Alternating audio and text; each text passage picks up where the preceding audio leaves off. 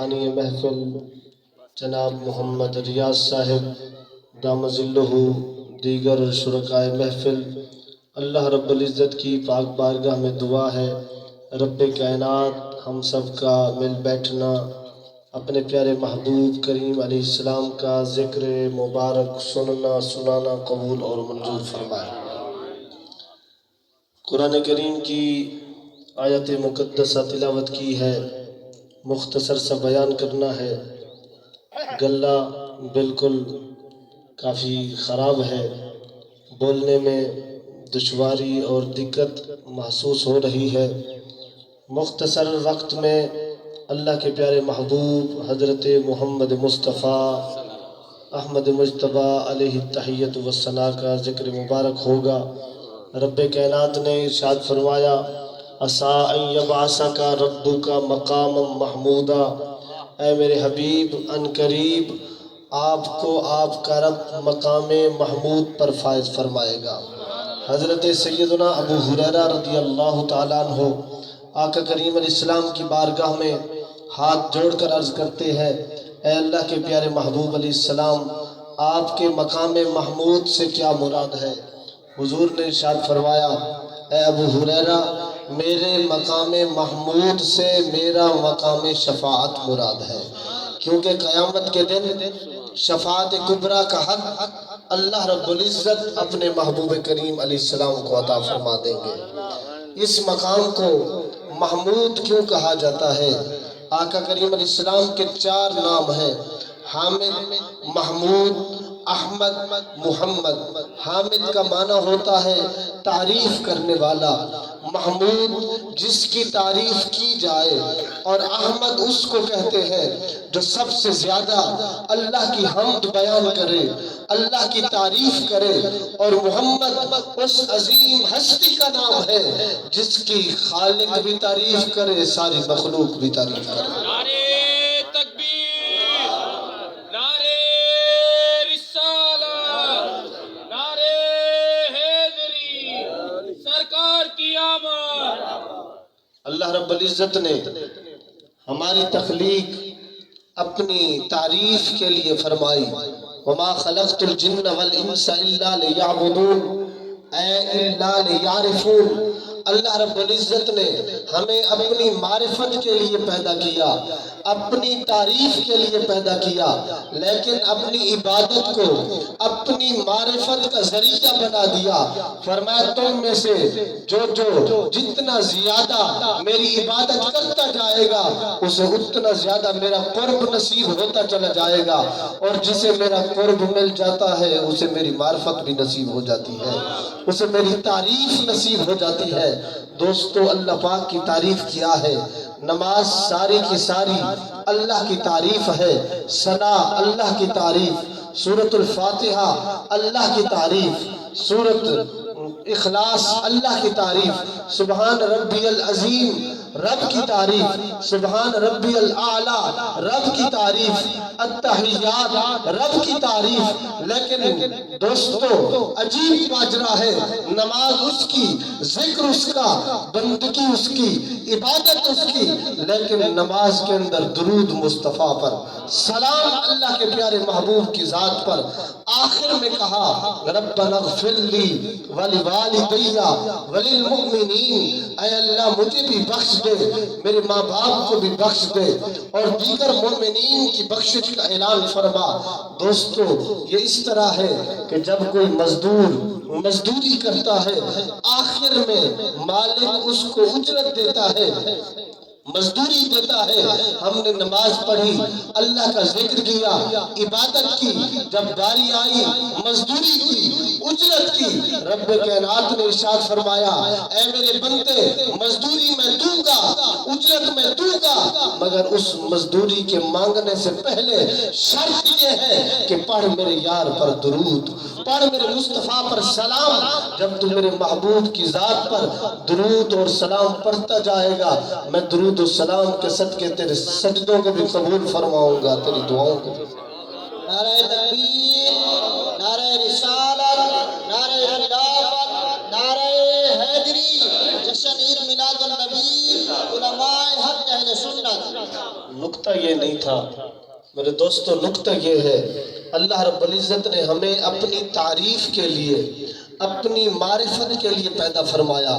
پھر اس کائنات کے اندر رب کا کوئی ایسا شاہکار ہے جس کے حسن و جمال کو ہم دیکھیں، اللہ کے حسن و جمال کا ظہور ہو جائے. رب کائنات نے ارشاد فرمایا اے میرے بندو تم دیکھتے نہیں ہو، میں نے اپنے محبوب کے 4 نام رکھے ہیں، حامد، محمود، احمد، محمد. حامد کے اندر بھی حمد ہے، محمود کے اندر بھی حمد ہے، احمد کے اندر بھی حمد ہے، محمد کے اندر بھی حمد ہے.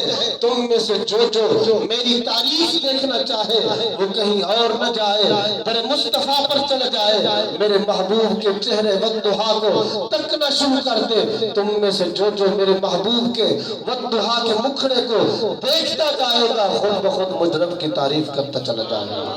نعرے تکبیر، نعرے رسالت، نعرے حیدری. اس لیے اللہ رب العزت نے اپنے ہونے کی دلیل بھی حضور کے وجود مسعود کو بنایا ہے. آقا کریم علیہ السلام اسلام کی پہلی تبلیغ فرمانے والے ہیں، اعلان نبوت فرمانے والے ہیں، اللہ کے وحدہ لا شریک ہونے کا اعلان فرمانے والے ہیں.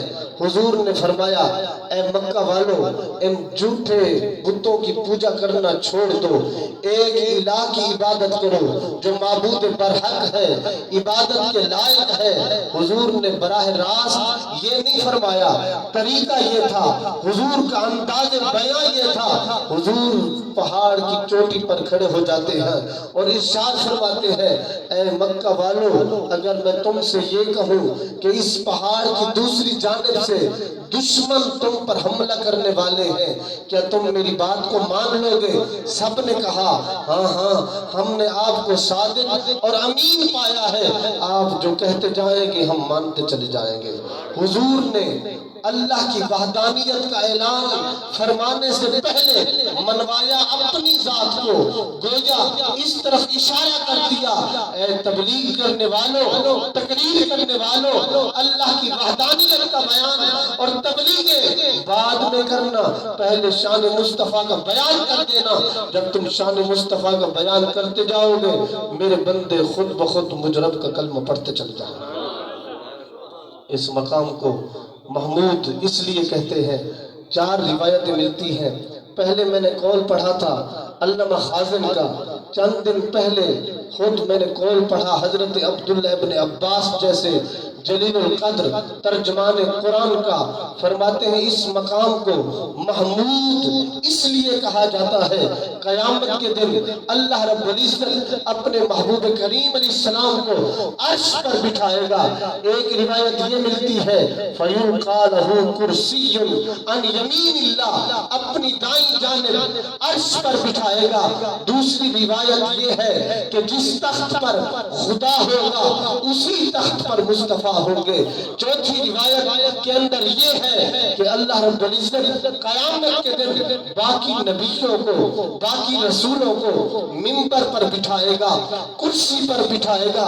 لیکن جب باری آئے گی اللہ کے محبوب کی، منبر پر نہیں، کرسی پر نہیں، بلکہ اللہ اپنے محبوب کو عرش پر اپنے سامنے بٹھائے گا. نعرے تکبیر، نعرے رسالت، نعرے حیدری.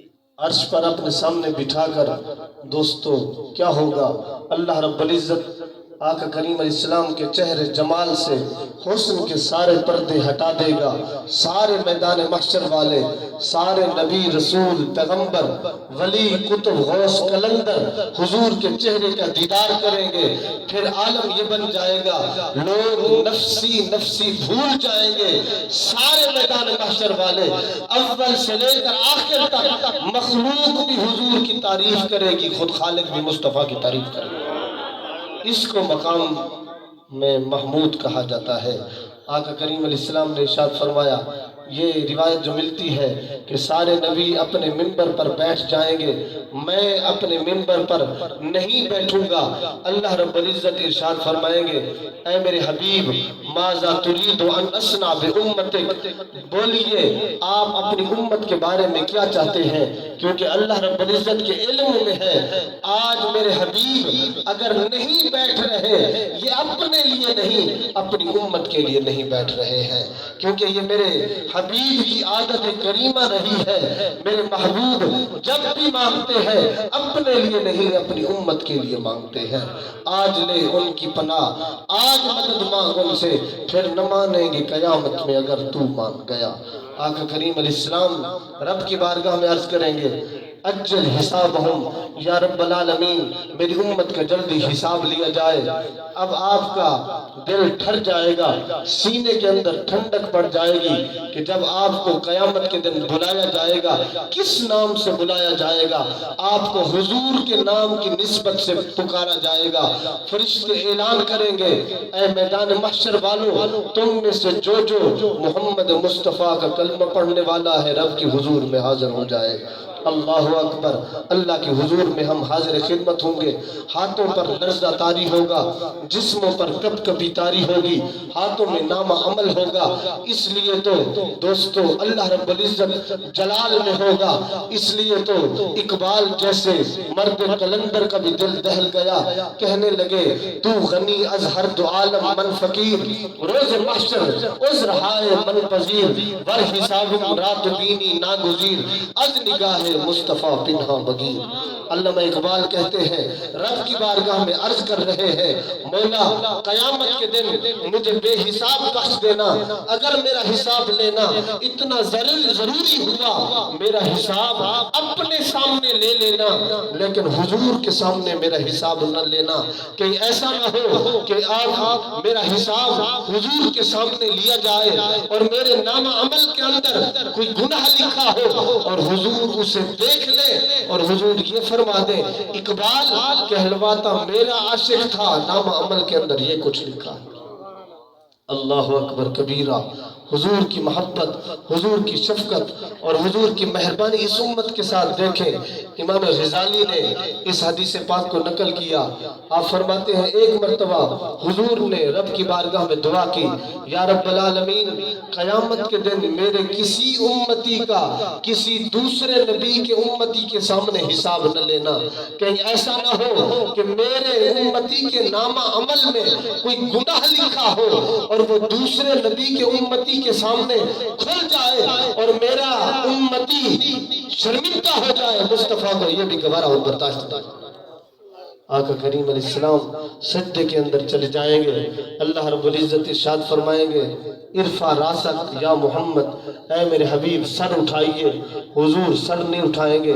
رب کائنات پھر فرمائیں گے ارفع راسک، سر تو اٹھائیے، حضور سر نہیں اٹھائیں گے۔ یہ کیا ماجرا ہے؟ رب العالمین ارشاد فرمائیں اور حضور سر مبارک سجدے سے نہ اٹھائیں۔ دوستو محب اور محبوب کے درمیان منوانے کے لیے کوئی معاملات ہوا کرتے ہیں، جب تک یہ نہیں کہا جائے گا ارفع راسک سل توتا وشفا تشفا واللہ یوتی، اے میرے حبیب سر تو اٹھا، آج بولتے ہوئے کسی کے حق میں کچھ تو کہے، کسی کی سفارش تو کر، قسم ہے مجھے میری ربوبیت کی، آج کے دن تو جو مانگتا جائے گا میرا عطا فرماتا چلے جاؤ۔ اس وقت حضور کی زبان پر صرف ایک ہی سوال ہوگا اللہم امتی رب حبلی امتی امتی امتی۔ حضور اس وقت رب کی بارگاہ میں اگر کچھ عرض کریں گے، کچھ سوال کریں گے، وہ آپ کی خیر مانگیں گے، میری خیر مانگیں گے، ہم گناہگاروں کی بخشش کی رب کی بارگاہ میں۔ اللہ رب العزت نعرے تکبیر، نعرے رسالت۔ اللہ رب العزت کی پاک بارگاہ میں دعا ہے رب کائنات ہم سب کو آقا کریم صلی اللہ تعالیٰ علیہ وسلم کی اسی طرح سچی محبت نصیب فرمائے۔ جن لوگوں نے نبی پاک علیہ السلام کی ذات کے ساتھ محبت کی ہے، حضور کی ذات کے ساتھ الفت رکھی ہے، عشق رکھا ہے، ان کا بڑا مقام ہے، ان کی دوستوں بڑی منزلت ہے، بڑی عظمت ہے۔ حضرت سیدنا زید بن حارثہ ہے، چھوٹی سی عمر ہے، 8 سال کی عمر ہے، اپنی امی جان کے ساتھ سفر کرنے والے ہیں، نان کے خاندان کی طرف جانے والے ہیں، رات کا وقت ہے، جنگل سے گزر ہونے والا ہے، سامنے ڈاکو بیٹھے ہیں، انہوں نے حملہ کر دیا ہے، حضرت زید کو ان کی ماں سے چھین لیا ہے اور مکہ کے بازار کے اندر آ کر حضرت زید کو بیچنا شروع کر دیتے ہیں، اور حضرت زید کو حضرت حکیم بن حزام نے خریدا ہے اور اسے حضرت زید کو حضرت سیدہ خدیجہ الکبریٰ کی غلامی کے اندر دے دیا ہے۔